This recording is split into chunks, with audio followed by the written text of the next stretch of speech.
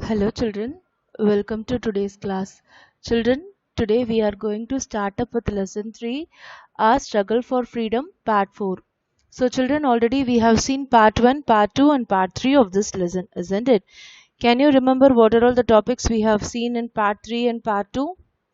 Yes, we have seen about various moments and we have seen who are all the leaders who participated in the Indian National Congress, isn't it?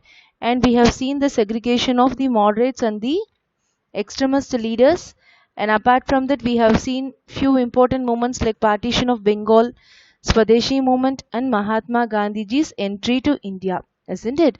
So by continuation of this, in this part we are going to see about two main things. So we are going to see about the introduction of this and then Jallianwala Bagh massacre and non-cooperation movement. So these two main moments which we are going to see in this concepts, children. So let us start the class. So first we are going to learn about Jallianwala Bagh massacre. So what is mean by Jallianwala Bagh massacre? So let us tell the meaning first of the word massacre. Massacre in the sense killing huge amount of people in a particular place without any humanity. So killing is a great sin, isn't it? We all know that killing a person is a great sin. Apart from that, killing so many humans together in a particular place brutally is called as a massacre. Then Jallianwala Bagh is a place which is being situated in Punjab. So the particular massacre which is being happened in Jallianwala Bagh is known to be Jallianwala Bagh massacre. So pronounce the word once again. Jallianwala Bagh massacre. So the British government passed the Rowlatt Act in 1919. So as we have seen so many rules in the prior lesson itself, we have learnt about divide and rule policy, doctrine of lapse, isn't it? And in this lesson we have seen about the partition of the Bengal also. So these laws bring so many new rules and regulations towards the Indian people by the British government, isn't it? So far after the development of the Indian National Congress, the British can't able to withhold the pressure of the Indian National Congress and its leaders and the people who support towards the INC. So because of this, the British started to pave more and more rules and regulations to control the people of India. So in this way, Rowlatt Act was one of the most important act which is being brought by the British government towards the Indian people in the year of 1919. So what does the Rowlatt Act tells? See the definition. It empowered the British government to arrest people without any warrant and imprison them without any trial.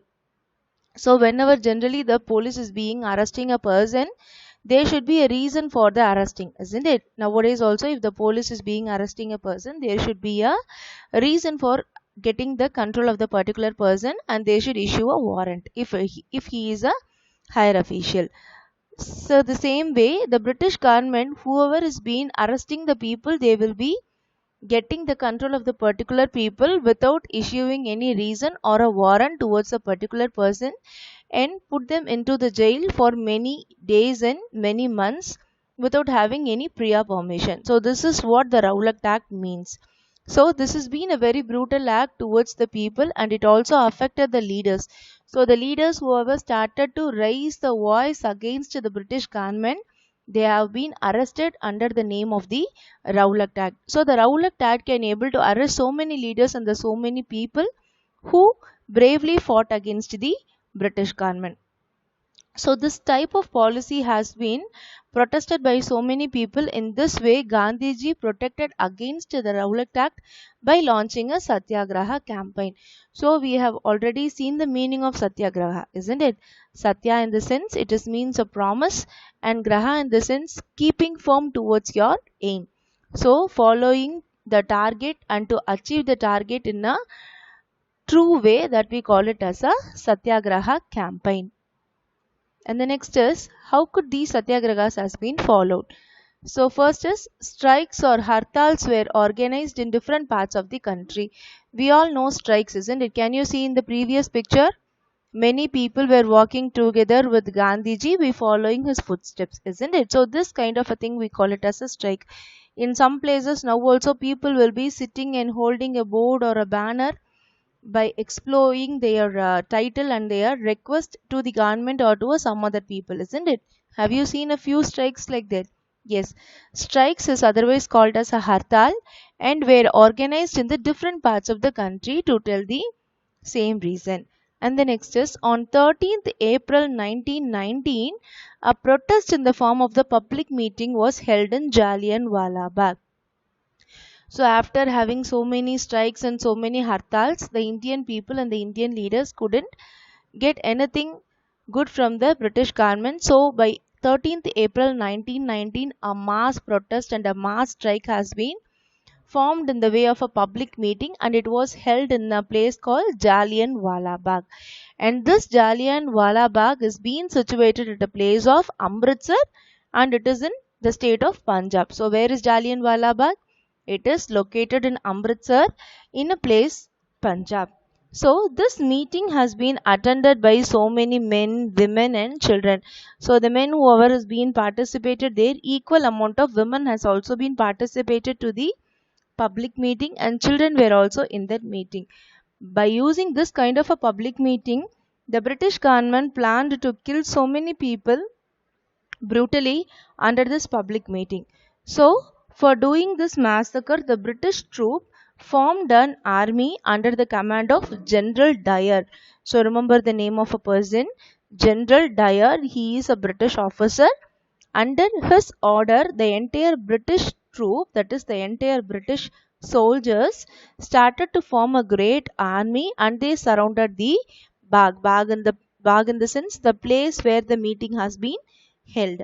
So, under the permission of General Dyer, the British soldiers surrounded the place and they blocked the only exit and began to shoot at the unarmed and the peaceful gathering. So, for each and every hall or a place, we will be having an entrance, isn't it? That we call it as an exit also.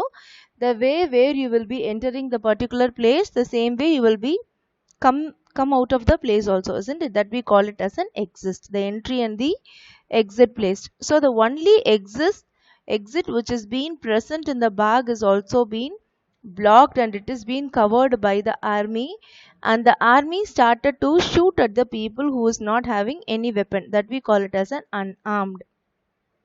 The people arrived there has been doing their strikes with a peaceful way, but the army started to shoot at the people without any prior intimation or anything, and most of the men and the women and the children who gathered in the army has been died.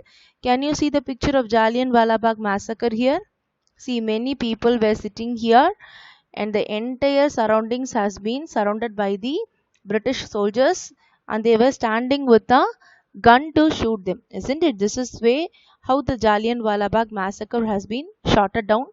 And after this shot, it has been nearly hundreds and thousands of people lost their lives and were injured. Many people got injured, many people dead on spot, and many people can't able to get back their lives. So this incident shocked the entire nation with a great terror. So many people has been started to fight against the government in so many ways, but the British has taken such a huge and shocking step against the people to stop their voicing out.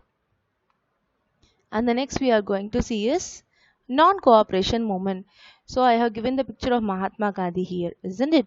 So this is to tell you that this non-cooperation movement has been started by whom? Mahatma Gandhi ji. Yes. So soon after the Jallianwala Bagh massacre, it has influenced many leaders and many people to show their feel to fight against the British. So to feel the death pain against the people, they started to fight against the British people. Soon after the Jallianwala Bagh massacre, Gandhiji launched the non-cooperation movement in 1920. So what is the movement launched by Gandhiji?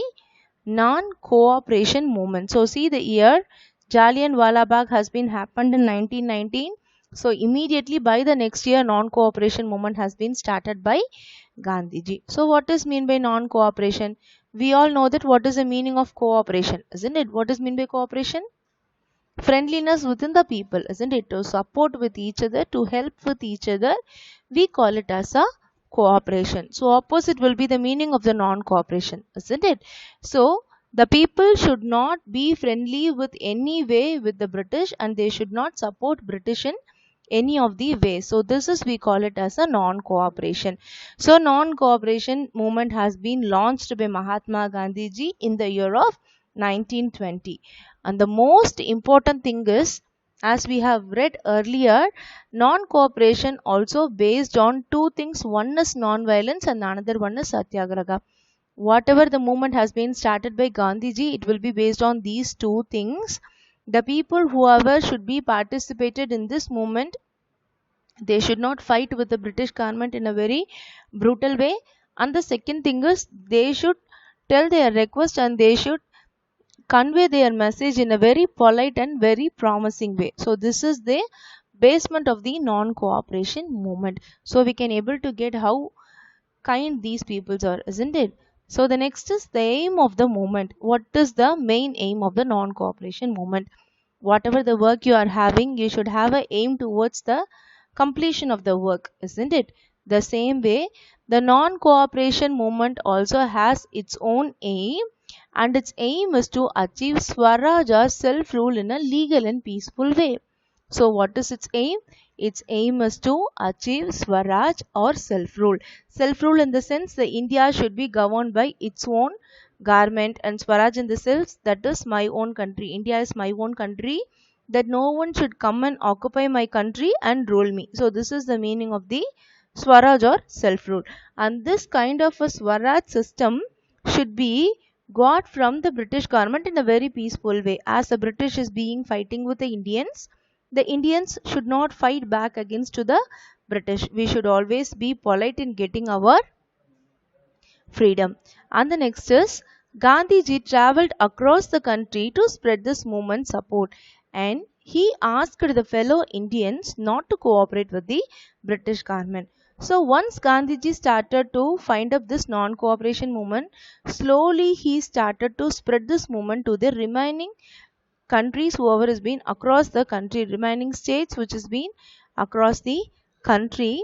And this support has been spread by so many leaders who has been present inside the state. We have seen so many leaders, isn't it? So like that, many leaders were there in different parts of the country. They joined hands together to follow this non-cooperation movement across the country. And he asked and he requested the fellow Indians who are supporting this non-cooperation movement to be not be friendly with the British government and to not support or help the British government in any of the ways. What kind of a help we have been so far done?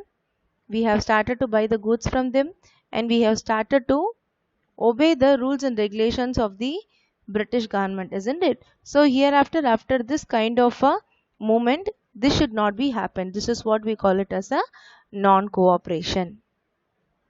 And the next is, these are all the ways in which people showed their cooperation towards the non-cooperation movement. First is, people left their jobs, colleges and homes and joined the struggle and refused not to cooperate with the government. So what happened? People started to leave their jobs. They didn't move to any of the jobs, and they didn't went to any of the colleges and all the homes. They started to come to the public, to the roadside, and they started to raise out their voice under their representatives and their leaders. And apart from that, they joined the struggle and refused not to cooperate with the government. So whenever they are there, they started to join with the leaders and their struggles, and they continuously started to refuse that they will not be going to cooperate with the British government. And the next is 1922, the movement took a violent turn. So by 1920, the non-cooperation movement has been started. So 2 years it was a great success by spreading its support towards the people. But 1922, the movement has a great twist and turn by the particular incident. So what is the incident? It is Chauri Chaura incident. So what is the name of the incident? Chauri Chaura incident. Because of this incident, non-cooperation movement has been stopped by Mahatma Gandhiji. Why this has been an incident which stopped that means is, Chauri Chaura, a village in the Uttar Pradesh, a group of angry protesters set a police station on fire. So one among the people who has been following the non-cooperation movement among near them a group of angry protesters, that is a group of people who is being very angry towards the British government. They started to set the police station in fire in the place called Chauri Chaura. It is the name of the place. The policeman who is working there in the place of Chauri Chaura has been set into fire by the people. In that incident, in that fire incident, nearly 22 police officers has been dead and many of them has lost their lives. So what happened in that particular incident? 22 police officers died and they lost their life in that particular incident. So as per our earlier study, we know that Gandhiji wanted to fought against the British in a very peaceful way, isn't it? That's what his movement also tells. He doesn't want anyone to fight against the British government in a very forcible or in a very violent way. He wanted to get the rights in a very peaceful way. So this kind of an accident started to hurt Gandhiji and his sentiments, and he called up the movement. So he abruptly stopped this movement by calling the support of the people, and this hurt the sentiments of Mahatma Gandhiji. So children, today we have seen only two incidents. One is Jallianwala Bagh massacre. We learnt about the Rowlatt Act and what does the Rowlatt Act tells, isn't it? And then we have learnt about the 13th April 1919 Jallianwala Bagh massacre at Punjab.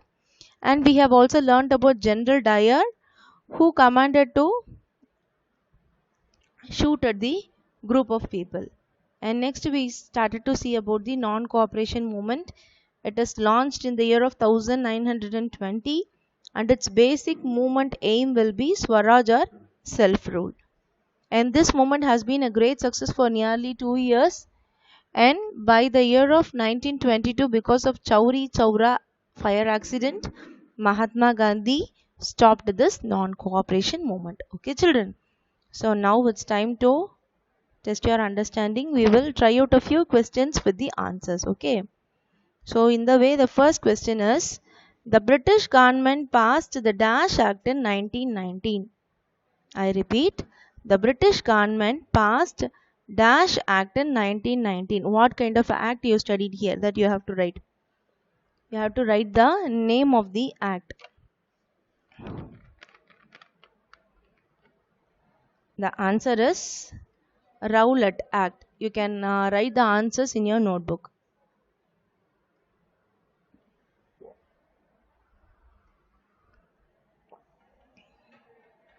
Second question is, Gandhiji launched the non-cooperation movement dash. Gandhiji launched the non-cooperation movement dash. You want to write the year of the non-cooperation movement. So what is the year of non-cooperation movement? 1920. Yes. And the third is, the aim of the non-cooperation movement is to achieve dash. What will be the target of the non-cooperation movement for achieving? Swaraj. Yes, Swaraj or self-rule. Both the answers are correct. Yes. Okay children, I hope that you would have understood about the Jallianwala Bagh massacre and non-cooperation movement, isn't it? So again, for the continuous revising of the years and the events, kindly repeat over the events and the years simultaneously so that it will be easier for you to have a remembrance over the year and the event. Okay children. So meet you in the next session children. Thank you.